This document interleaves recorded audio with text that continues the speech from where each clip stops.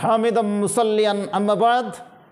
প্রিয় দর্শক ও শ্রোতা মণ্ডলী, আমার কাছে আরেকটি প্রশ্ন এসে উপস্থিত হয়েছে, যে প্রশ্নটি খুবই গুরুত্বপূর্ণ। যারা রোজা রাখবে তাদেরকে রায়্যান নামক দরওয়াজায় বা দরজাতে তাদেরকে উপস্থিত করা হবে, ঠিক আছে, কিন্তু রোজা যারা রাখবে না, সিয়াম যারা পালন করবে না, তাদের কি শাস্তি রয়েছে? এক্ষেত্রে অনেক হাদিস রয়েছে, তবে একটি হাদিস আপনাদের কাছে আমি পরিবেশন করছি। উক্ত প্রশ্নের জবাবে প্রশ্নটি করেছেন এক যুবক ভাই, নাম নিচ্ছে না, যে রোজা বা সিয়াম পালন না করলে তার কি শাস্তি রয়েছে।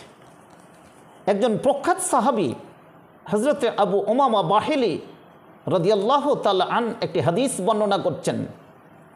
আল্লাহ রসুলকে তিনি বলতে শুনেছেন, রসুল বলেন যে আমি একদিন বিছানায় শুয়ে আছি, হঠাৎ রূপে রাত্রিবেলায় আমার কাছে দুজন ব্যক্তি এসে আমার দুই হাত ধরে বিছানা থেকে উঠিয়ে এমন একটি বিপজ্জনক কণ্টকপূর্ণ পাহাড়িকে নিয়ে যাওয়া হলো। তারপর আমাকে বলা হলো যে তুমি উপরে চড়ো। আমি বললাম এর চাইতে উপরে আমি চড়তে পারবো না। দুজন ব্যক্তি বলল তুমি চড়ো, আমরা তোমাকে সাহায্য করব। এইভাবে আমি উপরে চড়তে থাকলাম। শেষ পর্যন্ত যখন আমি পাহাড়ের মধ্যবর্তী স্থানে উপস্থিত হলাম, ঠিক সেই সময় একটি বিপজ্জনক, যন্ত্রণাদায়ক, বেদনাদায়ক একটি আওয়াজ কি শোনা যাচ্ছিল। জিজ্ঞেস করা হলো এটা কি আওয়াজ, কোথা থেকে আসছে, কার আওয়াজ? দুজন ব্যক্তি বলল এটা আওয়াজ হচ্ছে জাহান্নামীদের। সুবহানাল্লাহ। তারপরে আবারও জিজ্ঞেস করা হলো তারা কে, তারা কি করত, জিজ্ঞেস করা হলো। তারপর আমাকে আরেকটু উপরে নিয়ে যাওয়া হলো।